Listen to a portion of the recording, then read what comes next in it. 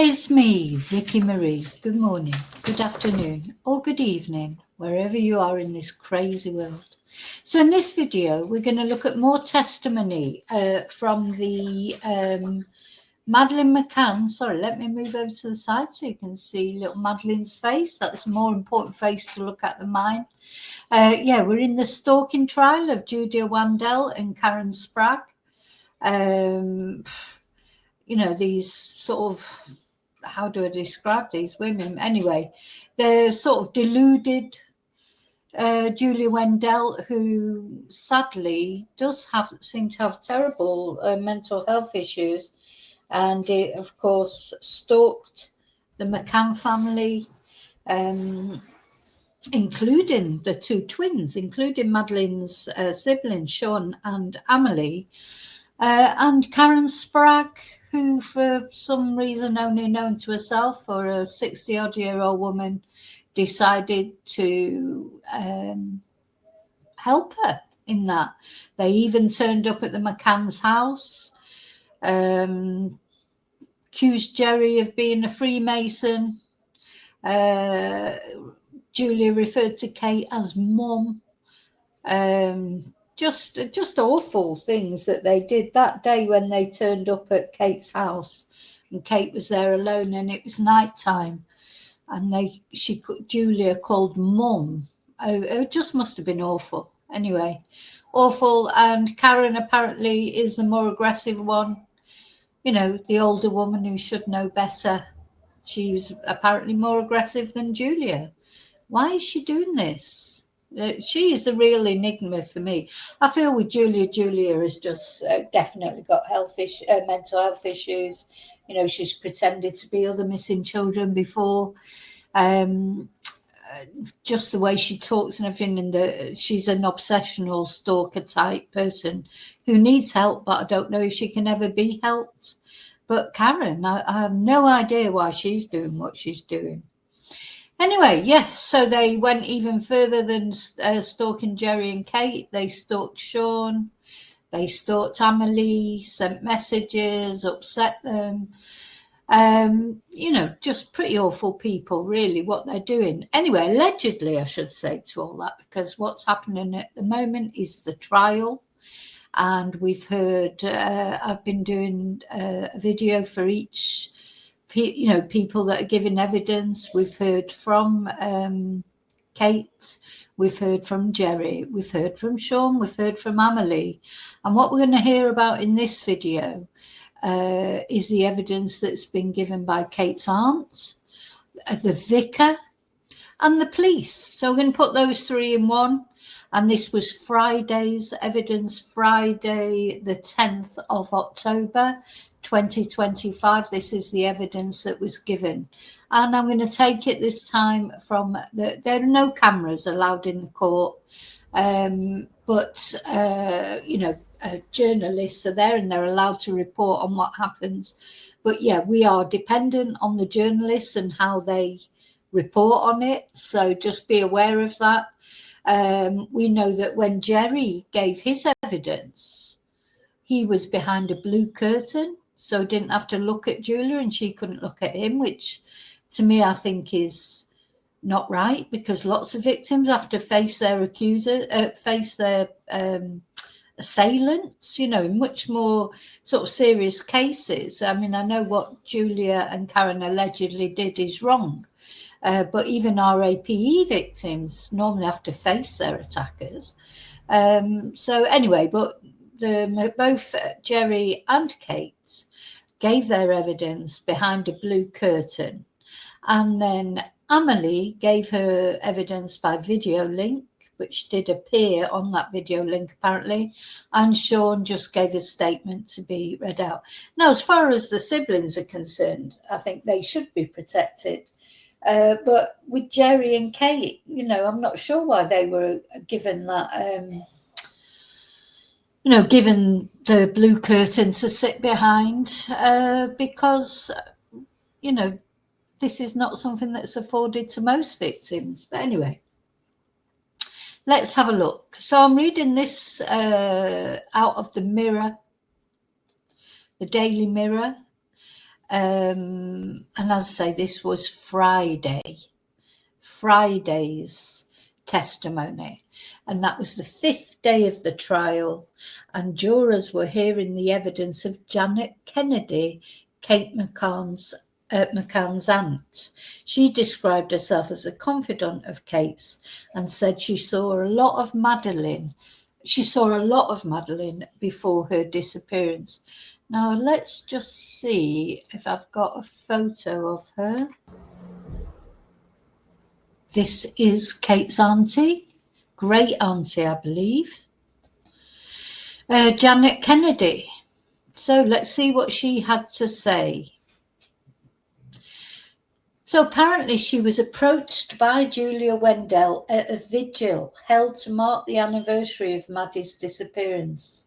The event was organised by Janet and held at the Baptist Church, and it took place on May the 3rd last year. She said, "I prefer to call it a gathering rather than a vigil. I was there early getting stuff prepared. I always put up laminated posters and photos of Madeleine. And we have a lantern we light to remind us and pray for Madeleine's safe return. It's to remember not just Madeleine, but all of the missing children." That's nice. Kate and Gerry were not there, unusually. I think they had organised a break for themselves as a family, Janet told Court 2 at Leicester Crown Court. At the end of the service, Simon, the minister, said there was someone who wanted to speak to a family member, and the person was Julia. Oh my God, it gives me the creeps, it really does. And Kate McCann's aunt Janet told the jury, she said that she was Madeleine and that she was sorry that the McCanns were not there. She wished me to give them some information. Thank God they weren't there, really. She presented me with an envelope with some information which she said proved she was Madeleine. I was rather stunned by her approach. I looked at her and thought, she isn't Madeleine. There was no way she was Madeleine at all. Janet said I wanted to be calm and polite, so I took the envelope and thanked her. I think one's recognition of someone is something that is intuitive. You just know the person. It was 17 years on, but the essential person that Madeleine is or was not there. Even though she was nearly 4 when she was abducted, 17 years later, the essential person would still be recognisable, even though the years have moved on. As Janet gives her evidence, she's wearing a green and yellow fine Madeleine wristband. She said she kept hold of the envelope that Julia handed her, but she tore it up after she began bombarding the McCanns with phone calls and emails. Shame she didn't keep it, actually, because it would have been evidence, wouldn't it? Kate's aunt Janet told the court Wandelt was the only person to ever attend a vigil claiming to be Madeleine. She's the only one to pursue it the way she has, like arriving at the house and things like that, she said. Kate is like a daughter to me. Anything that affects her affects me. We get anxious and feel for her. It's been very traumatic for us. Julia would message Kate and say she intended to turn up at Mass in Rothley. So Kate didn't feel able to come to Mass. The uncertainty it produces anxiety. How awful that Kate couldn't even go to Mass because this woman was threatening to turn up. Terrible, isn't it?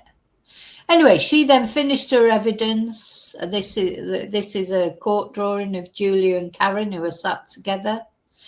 And now we're going to look at the testimony from Reverend Robert Gladstone, the Vicar of Rothley Parish Church. And again, I'm going to see if I've got a photo of him. So this is the Vicar, Robert Gladstone, and he is now giving evidence. It's very short. We'll hear what he had to say. So he told the court he has known the McCann family since Madeleine went missing in May 2007. And he said he met Wandelt at a vigil last year to mark the anniversary of the disappearance. The vicar told the court that he spoke to Julia. She said she was Madeleine, he said. She said her real parents were in fact Kate and Gerry McCann. Pretty instantly, from what I know of Gerry and Kate and seeing Sean and Amelie grow up over the years, her physique bore no resemblance to the McCann family. I could see no way she was related. And that is, he then leaves the witness box. So he didn't give much evidence, but that's what he did give.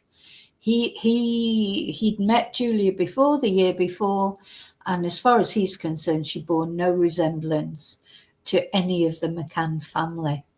So that's what he says. So there you go. We can only, thing is, he knows. Then we start hearing from Operation Grange, and we're hearing from Detective Constable Mark Draycott, who was part of Scotland Yard's £13 million probe into the Madeleine case. He was an officer on Operation Grange, which was launched in 2011 until March. And DC Draycott told jurors Operation Grange was set up to try to discover what happened to Madeleine McCann. It is like, it's a big thing, isn't it? When you think of the children that go missing, why does this case get so much more attention? Let's see if I can find a photo of him. This is him. So yeah, he said that Operation Grange was set up to try to discover what happened to this girl, Madeleine McCann. The detective has told jurors he received a call from Julia in June 2022 claiming to be Madeleine. She then sent an email including 8 reasons why I could be Maddie and photos of herself, the court heard. DC Draycott said in 2022 there were only 4 detectives on Operation Grange. He described the team as very small. The court heard he wrote a police report after speaking with Julia, stating this girl is not Madeleine McCann. In the report, he said that Julia has different eye features, is not Madeleine's age, and seems to have mental health problems. DC Draycott said he later rang her to reassure her she was not Madeleine McCann. He told the court we used our professional expertise from studying the photos to say she was not Madeleine McCann. She was relieved to know she was not Madeleine McCann. And DC Draycott said during his time with Operation Grange, hundreds of people claimed to be Madeleine. He told jurors he rang Julia in June last year, shortly after she went to the McCann's home. The court heard the call was recorded and later appeared on a YouTube podcast. Is that allowed? Are you allowed to record someone's call, well, especially to a police officer, and then reveal it on a YouTube podcast? Don't know. That call was played to jurors today. DC Draycott told Julia, all I'm going to say is you are not Madeleine McCann, okay? I know that's hard to hear. We have worked on this investigation since 2011. We are not testing DNA. We can't spend public money on something like this. We know that you are not Madeleine McCann. You are not the first person. We are happy. We are satisfied. The team that work on this investigation that you are not Madeleine McCann. Now, it always comes round to this DNA evidence, isn't it? A lot of us just think, God, just do the DNA testing, get it over with. But I suppose if you've got, how many did he say? Hundreds of people had claimed to be Madeleine. So if they did a DNA test for all of them, that would cost the British public a lot of money. The recording went on. You are one of hundreds of people who think they are Madeleine. I can't go into the details. It's an ongoing investigation. You need to accept you have loving parents and family back home. They are your family. You are not Kate and Gerry's daughter. Now, soon I'm going to do a video about Julia's parents. Somebody was asking about them in a comment, and I thought, well, I don't know that much about them really, but I linked a newspaper article. How must they feel about it all? Because I thought Julia was adopted, but she actually isn't. So she's literally telling her parents she doesn't believe that they are her parents. It must be so hurtful. Anyway, they are your family. You are not Kate and Gerry's daughter. I know from other investigations, which I can't go into. I'm ringing to tell you that we are not going to compare your DNA. You have to accept this.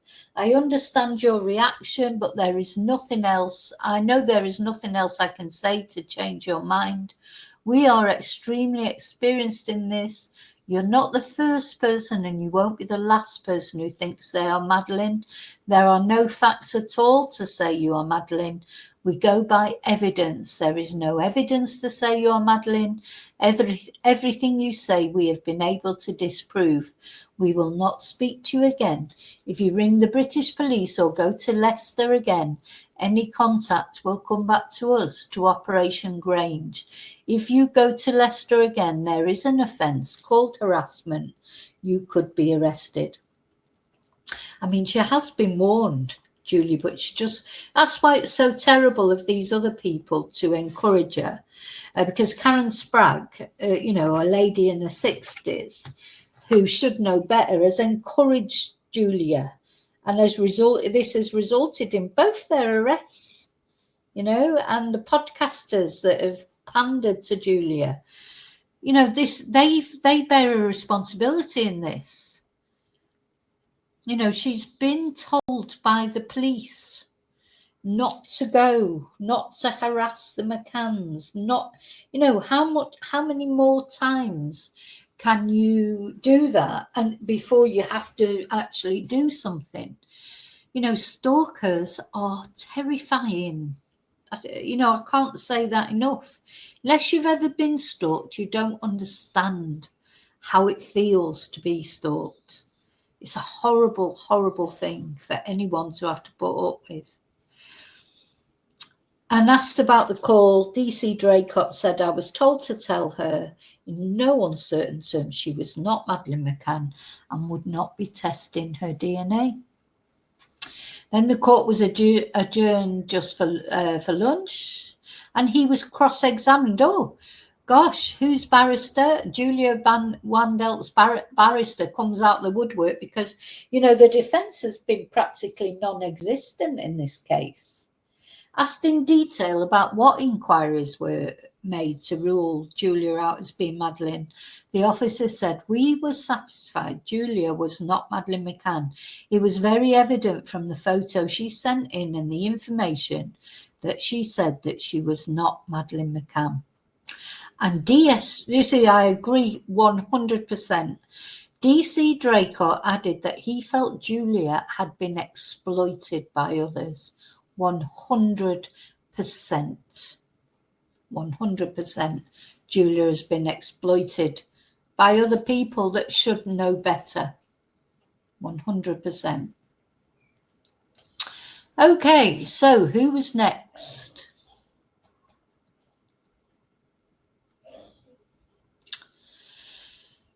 Jurors are now hearing the evidence of Sergeant Samantha Harper of Leicestershire Police. Now, I may not be able to find a picture of her. I'll just have a quick look if I can. If I can't, that's fine.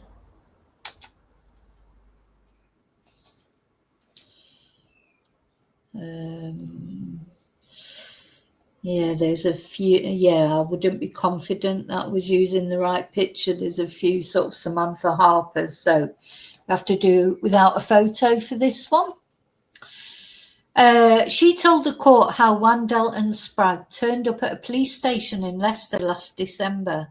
I remember Julia being quite erratic, excitable, talking very fast, she said. She was saying something to do with documents around DNA. There was lots of paperwork. I think Madeleine's name cropped up. Karen came across as a lot more reasonable than Julia. Because, yeah, Karen hasn't got these mental health issues, but so why is she doing it? Oh, my God, that was it. Oh, so we're left hanging. It's like EastEnders, isn't it? Like, I can't do the theme tune, but yeah, she's just virtually got started and it's finished. And she'll be back on Monday, I presume, to continue. Either she'll be back continuing her evidence, or if that is all she's got to offer, no, she's finished doing it. Yeah. So the trial will resume on Monday. Don't know who the next